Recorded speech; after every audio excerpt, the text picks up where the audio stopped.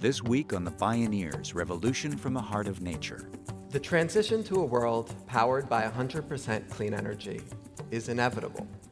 The question is, who's going to control the clean energy infrastructure that we're building out? I'm Neil Harvey. This week it's 100% renewables on the Bioneers, Revolution from the Heart of Nature.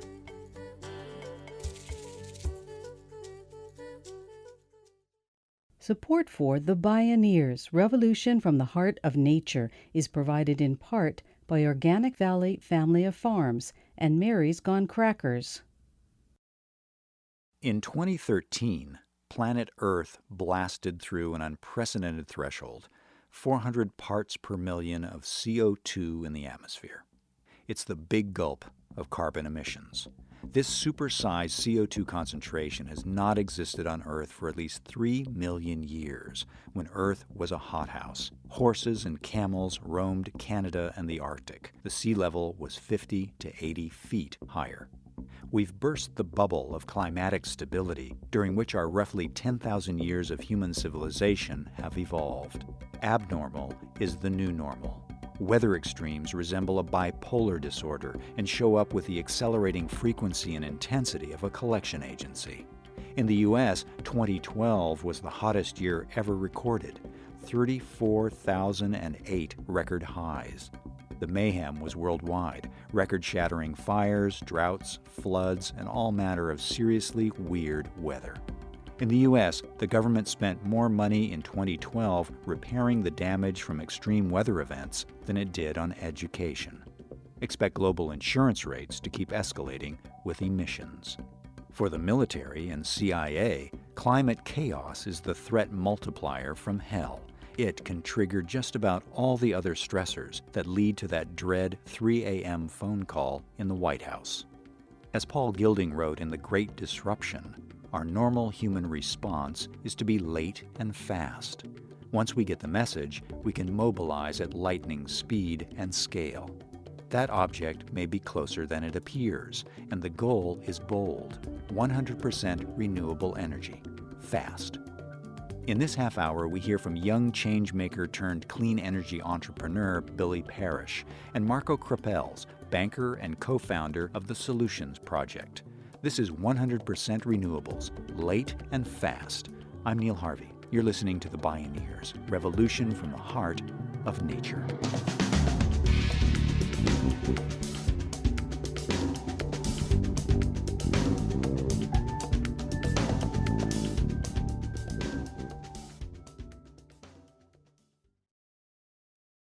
Energy is the invisible cornerstone of our modern lives. So easy to take it for granted. We all used energy to fly or drive to this event.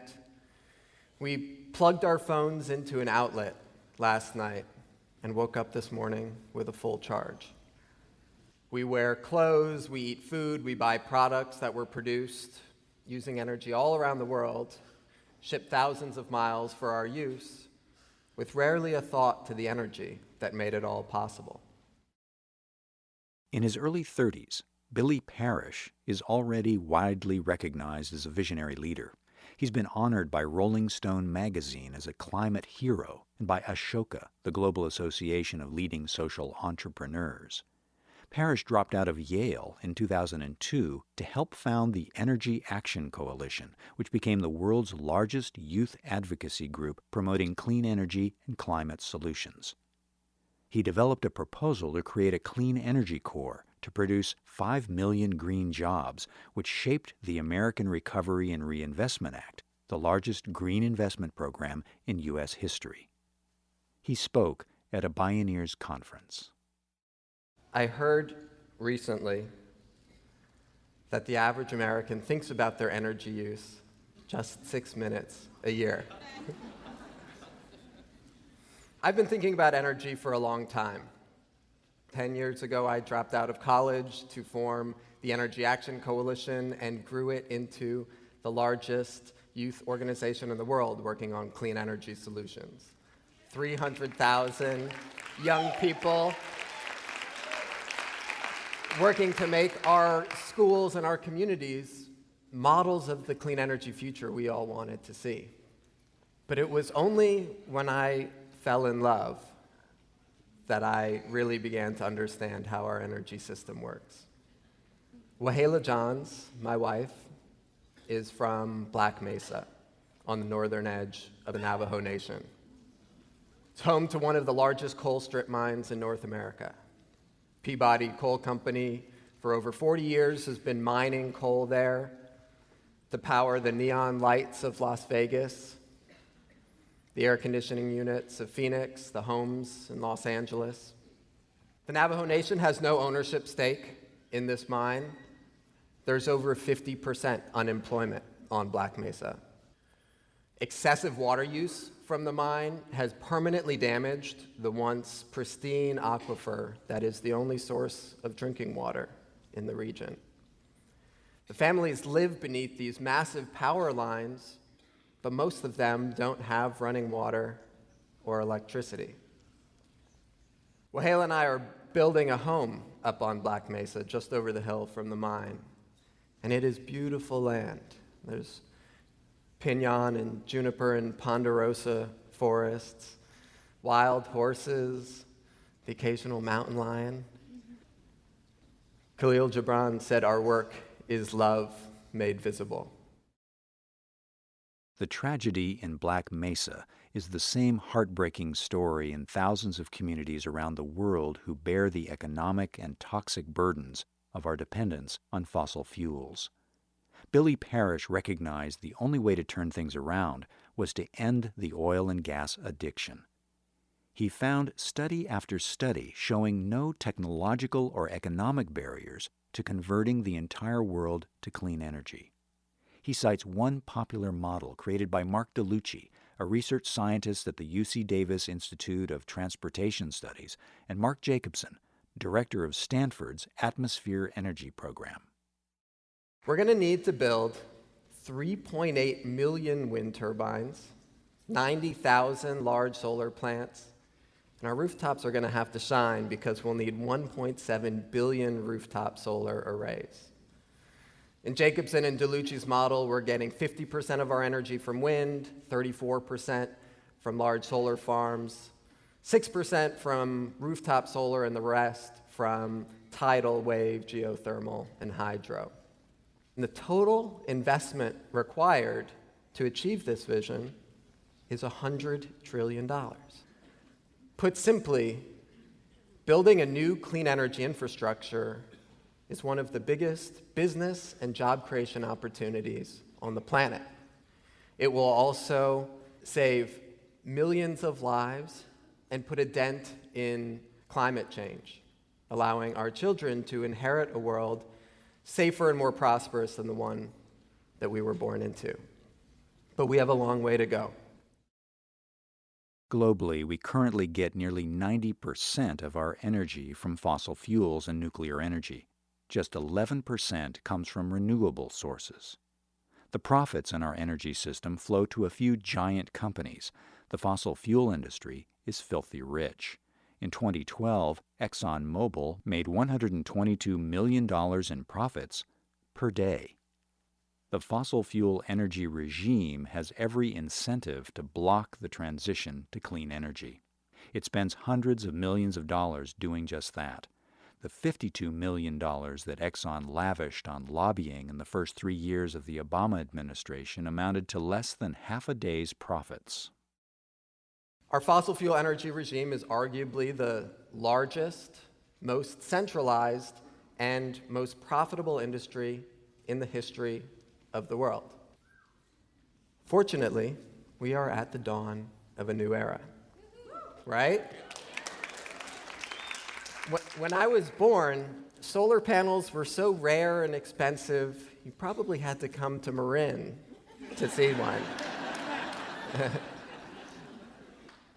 But the cost per watt of solar panels has come down from $75 a watt in the mid-'70s to below 50 cents a watt today.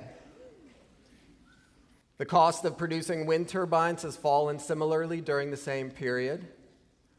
And as we've burned the most readily available fossil fuel reserves, the cost of fossil fuels has continued to rise. Price of coal has gone up over the last couple decades. Price of oil has gone on a dramatic upward run. And even accounting for the increase in supply from fracking in the US, the cost of natural gas has more than doubled in the past decade, and the Energy Information Administration projects steady price increases over the next 30 years. The transition to a world powered by 100% clean energy is inevitable. The question is, how fast can we get there? And who's going to control the clean energy infrastructure that we're building out? Sources of capital are scarce to finance clean energy projects.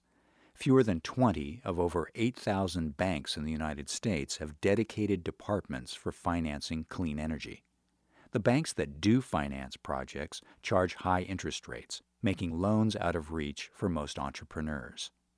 In order to have community-owned clean energy, Billy Parish knew the financial system needs to look more like an ecosystem. Imagine how profound this change would be. Imagine entrepreneurs having access to the capital they need to make their communities energy independent. Imagine people everywhere earning a better rate of return on their investment in the solar panels on their roof than on the stock market. Imagine farmers with cattle and crops beneath community-owned windmills. Imagine those $122 million in profits per day flowing to homes and businesses instead of to Exxon. Imagine the coal fields of Black Mesa converted into solar fields, built and owned by the Navajo people.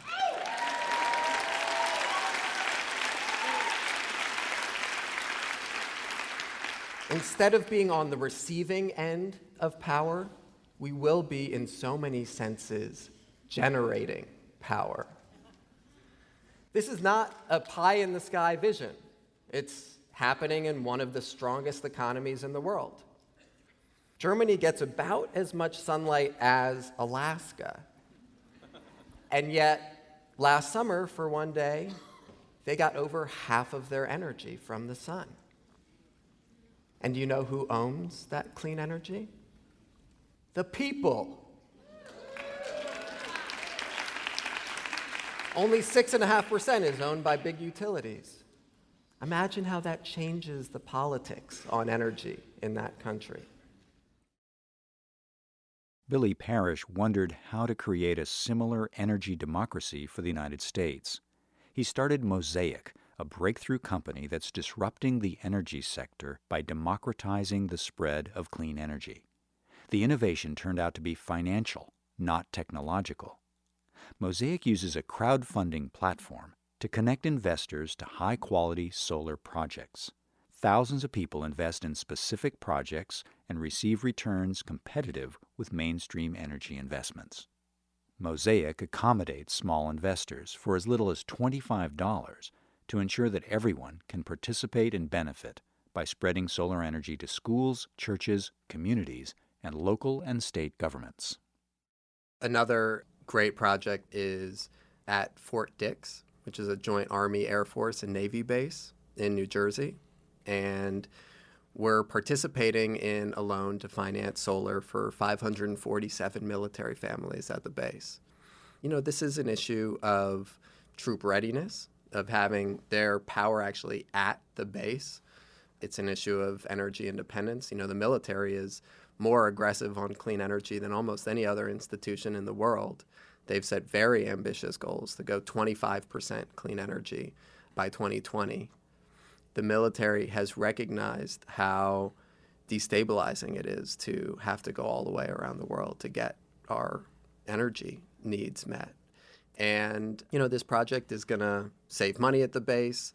It's going to create on-site solar for power generation, and people are able to make a good rate of return investing in the project. Marco Krapels is a Mosaic board member and a master of renewables financing. Prior to joining Mosaic's board, Krapels was a banker for 20 years. A former client was a dairy and almond farmer in California's Central Valley. He was breaking under the escalating electricity costs of pumping water in drought conditions.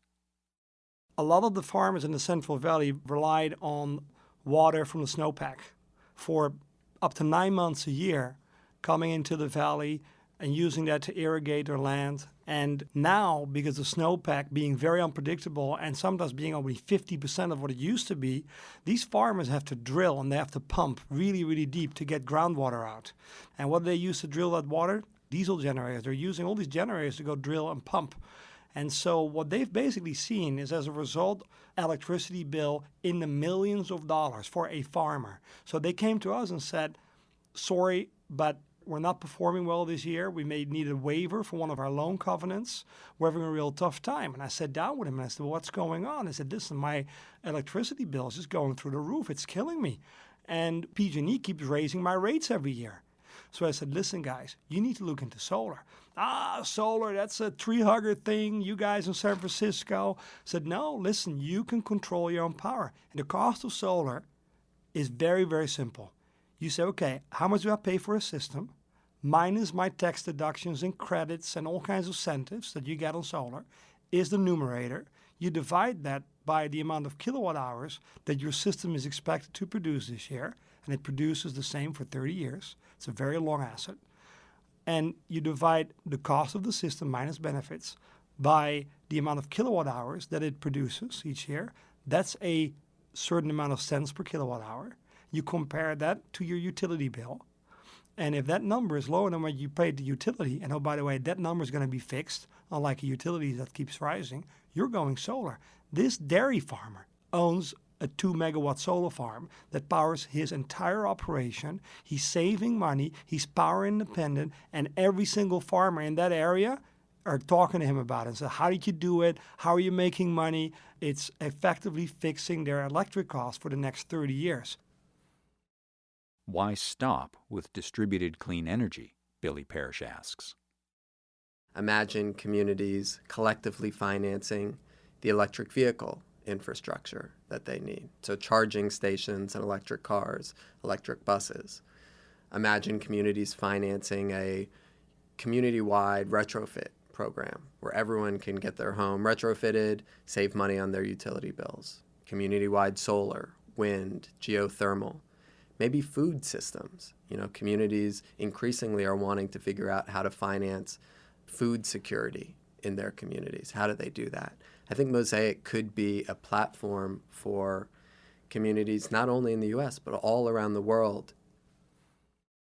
A revolution in energy democracy is opening the gate to community-wide agency toward the goal of 100% clean energy and local sustainable self-reliance.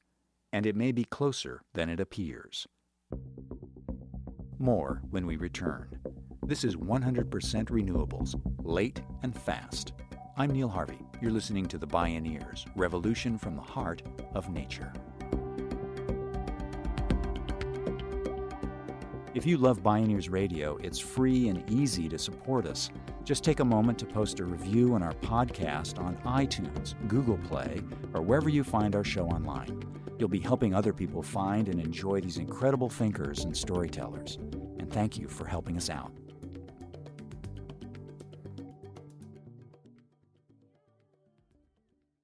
The move toward renewables in the U.S. is gaining ground. The facts on the ground tell a compelling story.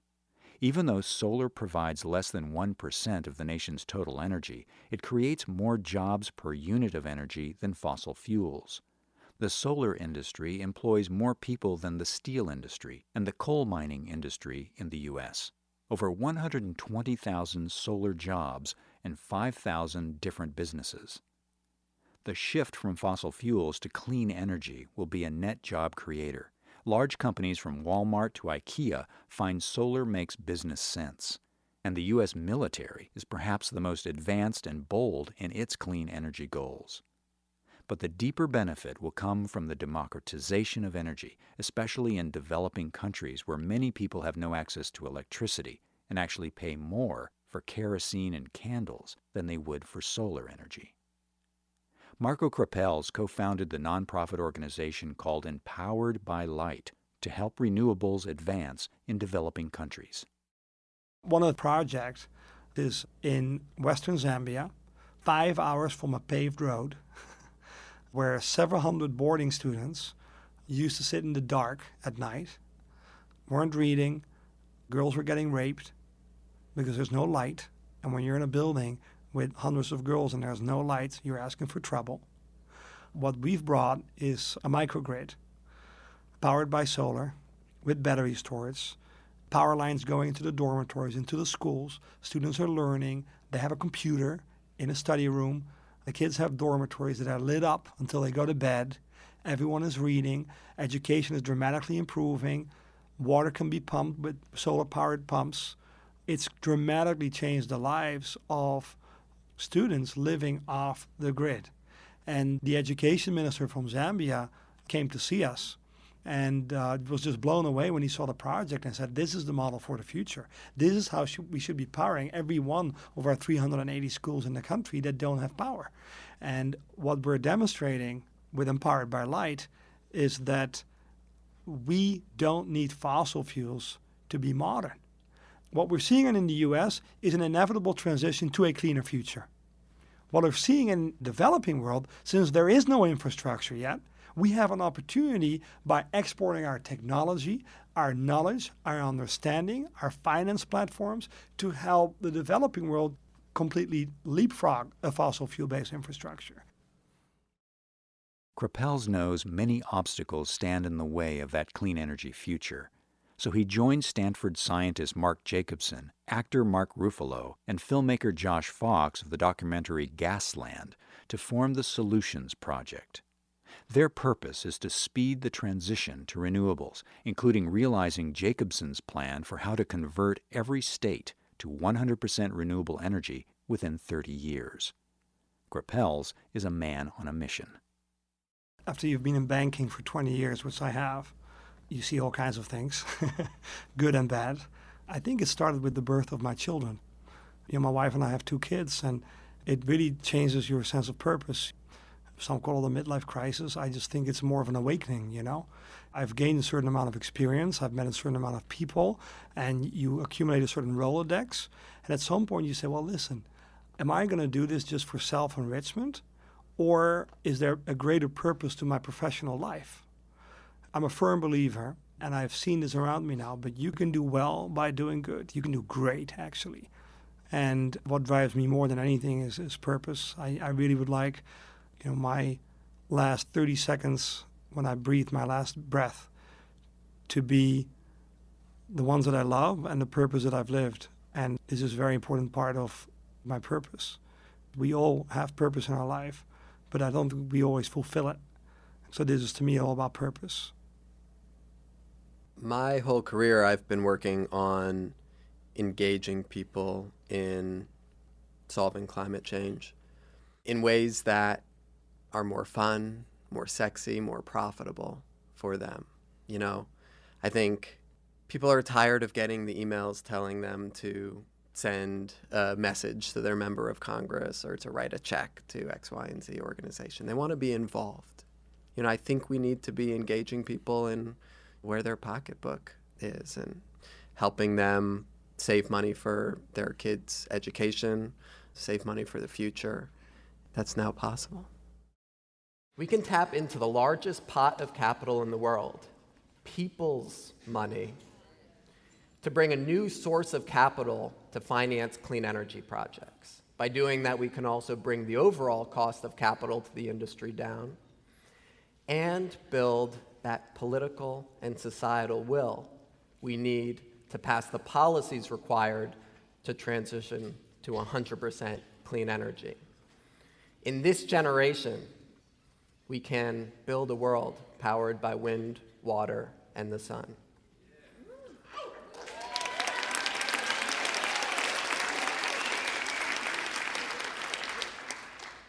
But we can only do it if we all take power into our own hands. Are you in, Bioneers?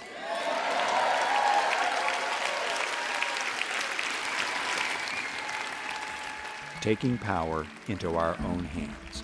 Are you in? 100% renewables, late and fast.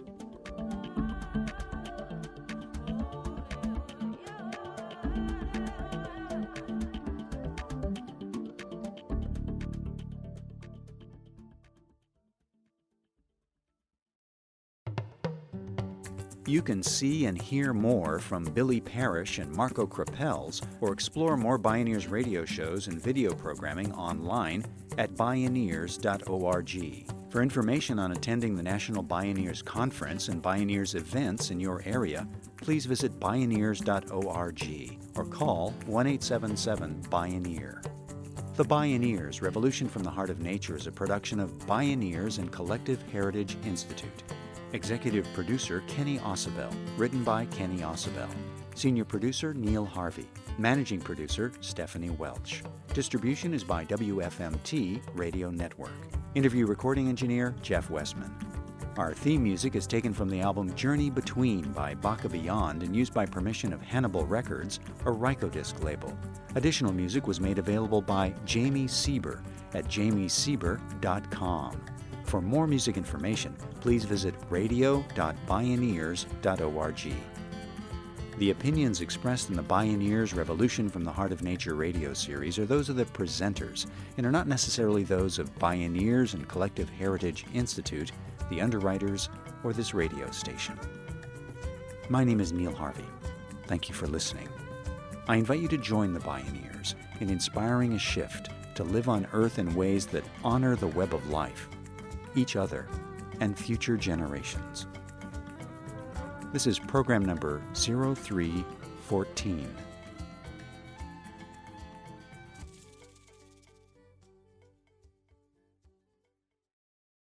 This program was made possible in part by Organic Valley, pasture-raised organic dairy products bringing the good from our family to yours. Visit organicvalley.coop. Mary's Gone Crackers, healing the planet through conscious eating, gluten-free and vegan products since 2004. Learn more at marysgonecrackers.com. John Masters Organics, feel good about looking good. Visit johnmasters.com. Funding also provided by a grant from the Park Foundation, dedicated to heightening public awareness of critical issues, and by the generous support of listeners like you.